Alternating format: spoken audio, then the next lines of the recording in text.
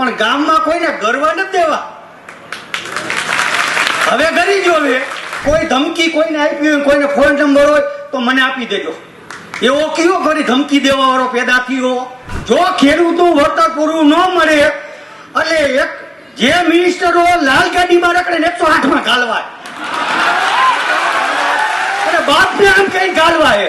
એના બાપના ખેતર હતા, અમારા બાપના હતા, ભરવાને ઈ ભરવાને તો પકડી આવો હોય, અને જો થાંભલે નો બાતું તો અમુક ત્યાં પેટનો નહીં.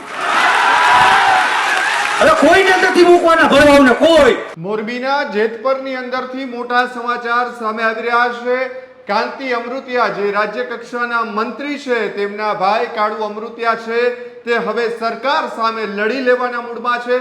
જે વીજ કંપનીઓ છે તેમની સામે પૂરેપૂરી રીતે લડી લેવાના મૂડમાં હોય તેવા દ્રશ્યો સામે આવ્યા છે. જે કાળુ અમૃતિયા છે તેમનું એક ભાષણ જે છે તે અત્યારે સોશિયલ મીડિયા ઉપર ખૂબ જ વાયરલ થઈ રહ્યું છે, અને તે ખૂબ જ મોટી ચીમકી આપી રહ્યા છે. કાળુ અમૃતિયા કહી રહ્યા છે કે કોઈ પણ સરકાર હોય કે મિનિસ્ટર હોય કે ધારાસભ્ય હોય જે લાલ બત્તી લઈને રખડે છે તેમને હું 108 માં રખડતા કરી દઈશ. અમારા ખેડૂતોની જે માંગણી છે, જે વળતર છે તે પૂરું કરવામાં આવતું નથી, અને જે ધમકીઓ આપવામાં આવે છે તો અમે પણ તૈયાર છીએ, કોઈએ અમારા ખેડૂતોને ધમકી આપવી નહીં. આ પ્રકારનું એક નિવેદન વાયરલ થયું છે. અને વધુમાં તેમણે એવું પણ કહ્યું છે કાળુ અમૃતિયાએ કે જે પણ મિનિસ્ટર હોય કે ધારાસભ્ય હોય એ હવે અમારા જેતપર ગામની અંદર પગ પણ ન મૂકતા જ્યાં સુધી અમારા વળતરની માંગ પૂરી નહીં થાય ત્યાં સુધી હવે અમે લડી લેવાના મૂડમાં છીએ.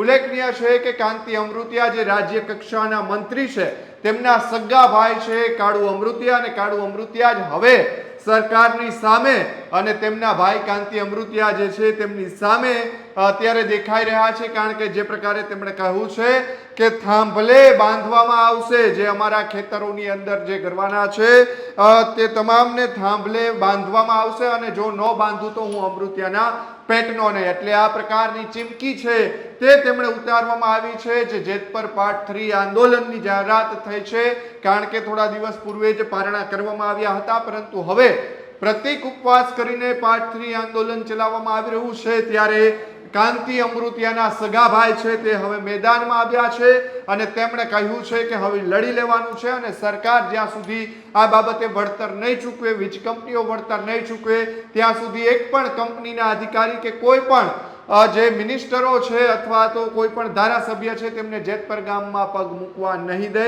અને જે લોકો પણ ધમકી આપી રહ્યા છે, જે ખેડૂતોને ડરાવવાની કોશિશ કરી રહ્યા છે, તેમની સામે પણ તેઓ લડવાના મૂડમાં છે.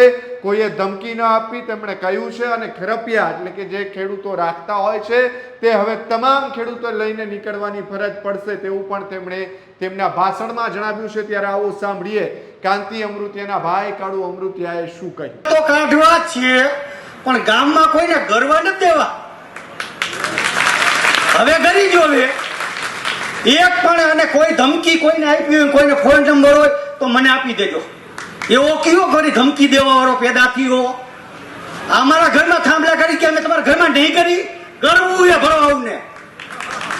અને જે આ મિનિસ્ટરો, આ જેમાં ધારાસભ્યો બધાય મારા દીકરા ઢોરા જેવા થઈ ગયા. ખબર હોય તો ઘરે આવીને પાણી પીએ, ખબર છે ને, આખો દી તરવ મારીએ, અહીંયા આટો મારી બાજુ હોય ઉલટી કરે. હવે એને ઉલટી તો શું આવે, જબા ફાડવા હે, એટલે નથી મૂકવો. જો ખેડૂતો વળતર પૂરું ન મળે એટલે એક જે મિનિસ્ટરો લાલ ગાડીમાં રખડે ને 108 માં ગાલવાય, અને બાપને આમ કઈ ગાલવાય. હવે કોઈની શરમ નથી રાખવાની, ઘણી રાખી. વીધી એક દી મોદી સાહેબ ને કરો એમાં મારે વીધી ભૂખું રહેવું પડ્યું. હવે આ બધું બંધ કરો, ઓર બંધ કરો, હવે છક્કા મારો, આ બંધ કરો બધું. અને હવે હે ને બધા ખરપિયા બનાવી લ્યો અને સીધું તૂટી પડવાનું. અને મોરબીમાં જે અમારા પન્નારા ભાઈને જે ધમકી આપી એને તો હવે કાલવાળો હે, બહુ હારા માણાની દીકરી અહીંયા પાછી પોલ બદલી કરીને લઈ આવ્યા. એને તો કાલ મળવું પડશે ચોક્કસ જઈ. મને અત્યારે ખબર પડી, એટલે કાલ તો એનો વારો કાઢવો હે, પછી આપણે આગળ વધવું છે. અને કલેક્ટરશ્રીએ જે ઝવેરી સાહેબે ઓર્ડર આપ્યો, એના બાપના ખેતર હતા, અમારા બાપના હતા, ભરવાને ઈ ભરવાને તો પકડી આવો હોય, અને જો થાંભલે નો બાંધું તો અમૃતિયાના પેટનો નહીં. હવે કોઈને નથી મૂકવાના ભરવાઓને કોઈ. જે આવ્યા અને તમામ ખેડૂતો ગુજરાતના તમામનો ખૂબ ખૂબ આભાર. અને મારી બહેનનું જે કામ કરવામાં બધે ખૂબ સપોર્ટ આપ્યો. એટલે ચંડી અમારી ચામુંડા ઈ, બાકી આપણે તો સિંહ. હવે હું આભાર વિધિ માનવા આવ્યો તો. બીજા નંબરમાં હવે આ 3 કાપતા નહીં આવે, 4 કાઢજો. આ હવે બંધ કરો, ભૂખા મારી નાખે. એટલે હવે ભૂખે નથી મારવું, એને મારવાના હે. હવે